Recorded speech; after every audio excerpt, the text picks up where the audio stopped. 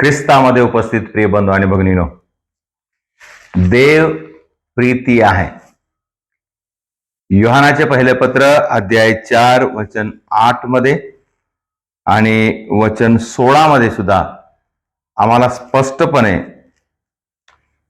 देव प्रीती आहे हे देवाचे शब्द सांगते. देव प्रीती आहे. मग हे प्रीती आहे तरी काय? देव प्रीती आहे आणि जेव्हा आम्ही प्रीतीला ओळखतो किंवा आम्ही प्रीती स्वीकार करतो, म्हणजे मग काय होते, तो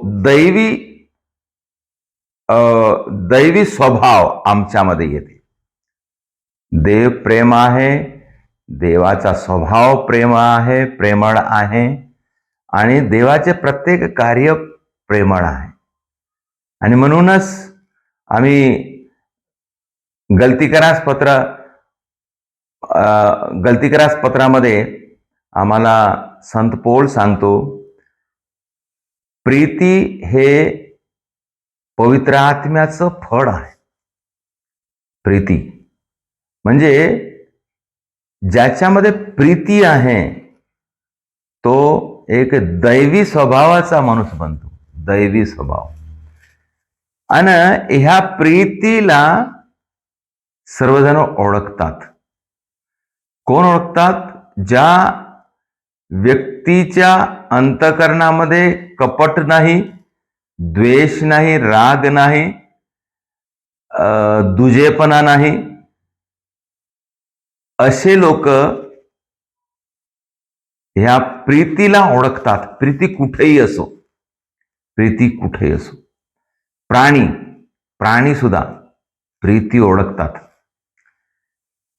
आमच्या अंतःकरणामध्ये समजा प्रीती असली तर जे लोक प्रेमाळू आहेत किंवा निष्कपट आहेत, जे लोक प्रामाणिक आहेत, ते लोक आमच्या अंदरची प्रीती सुद्धा ओळखतात. आम्ही जेव्हा प्रेमाचं वातावरण निर्माण करतो किंवा प्रेमाचा स्वभाव आपण धारण करतो, प्रेमाने एक दुसऱ्याशी वागतो, तेव्हा आम्हाला तोंडाने सांगायची गरज नाही, ते लोक आपोआप आपल्या जवळ येतात. आणि जेव्हा माझ्यामध्ये प्रीती आहे तेव्हा अंदर प्रीती आहे, अंतःकरणामध्ये प्रीती आहे, तर माझ्या व्यवहाराद्वारे, शब्दाद्वारे, बोलण्याद्वारे किंवा माझ्या कार्याद्वारे ती प्रीती दुसऱ्याला बिलकुल स्पष्टपणे समजून येते. सर्व माणसाला समजून येते. कारण ते प्रीती दैवी आहे, एक दैवी शक्ती आहे. त्या शक्ती, प्रीती एक शक्ती आहे आणि ते दैवी शक्ती आहे आणि ते एकदम आमच्या स्वभावामध्ये उमटून दिसते. प्रीती, प्रेम. कोणी माणसं काही न बोलता, काही न करता प्रेमाचा व्यवहार करतात, वागतात, बोलतात, तेव्हा दुसऱ्यांना ते समजून येते का हा माणूस प्रेमळ आहे. आणि जेव्हा प्रेमळ आहे म्हणजे त्याच्यामध्ये दैवी कृपा आहे, देव आहे. कारण प्रेम काय आहे? देवाचा स्वभाव आहे. प्रेम देवाचा स्वभाव आहे. जो व्यक्ती प्रेमळ आहे त्याला लोक जुडतात, परंतु ज्याच्यामध्ये प्रेम नाही त्याच्यापासून लोक पळून जातात. पुष्कळ जणांमध्ये प्रेम आहे.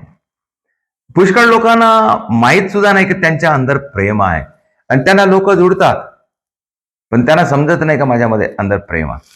पण त्याचा स्वभाव प्रेमाळू आहे, दैवी स्वभाव आहे, प्रेमाळू स्वभाव आहे. खर तर आमच्यातलं प्रेम प्राणी सुद्धा ओळखतात. प्राणी, कुत्र म्हणा, मांजर म्हणा, गाय, बैल, एवढंच नाही तर जंगलातले प्राणी सुद्धा प्रेम ओळखतात. माग मी अरुणाचलमध्ये गेलो. तिथं एक व्यक्ती होता, जंगलामध्ये राहायचा व्यक्ती, जंगलामध्ये. तर तो व्यक्ती कसा होता? सर्वाचा त्याग केलेला व्यक्ती, सर्वाचा त्याग केला त्याने, सर्वस्वाचा त्याग. आणि मग ते काय करत आहे, तो जंगलामध्ये एकटा राहून एक मटस्थ बनला, तो मटस्थ. आणि त्या मटस्थ माणसाच्या अंदर काय आहे, मग दुसरं काही नाही तर प्रेम आहे. आणि मग जंगलातले सर्व प्राणी सुद्धा त्याच्या जवळ येऊन बसतात, त्याला काही करत नाही. हा भीत नाही, हा घाबरत नाही, आणि प्राणी याला काही करत नाही. कारण याच्या अंदर काय आहे, त्या प्राण्यासाठी किंवा सर्वासाठीच, फक्त प्राण्यासाठीच नाही, सर्वासाठीच प्रेम आहे. सर्वसाधारण गोष्ट आम्ही पाहतो, संत फ्रान्सिस असेसी यांनी जनावरांवर सुद्धा प्रेम केले. त्याच्या खांद्यावर पक्षी येऊन बसत होते. त्याचं प्रवचन ऐकण्यासाठी जनावर, गधे, गाढवं सुद्धा येऊन त्याचं प्रवचन ऐकत होते.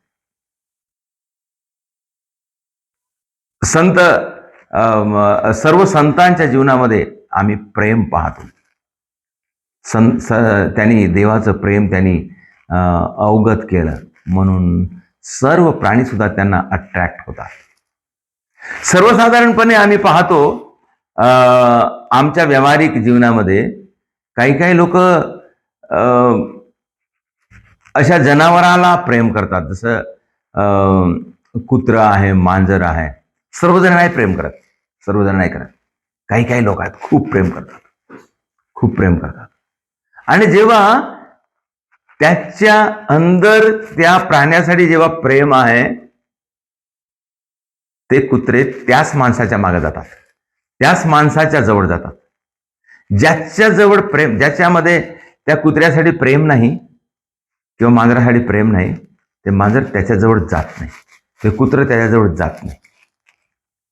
सर्वसाधारणपणे आमच्या व्यवहारामध्ये आम्ही पाहतो, काही लोक खूप जनावराला प्रेम करतात. केलंच पाहिजे, प्रेम आहे तर करतात. तर अशा प्रकारे माझा सांगण्याचा अर्थ असा, ज्याच्या जीवनामध्ये प्रेम आहे त्याच्या जीवनामध्ये आनंद आहे आणि लोक त्याला जुळतात. आणि जो प्रेमाळू आहे तो दैवी स्वभाव आहे.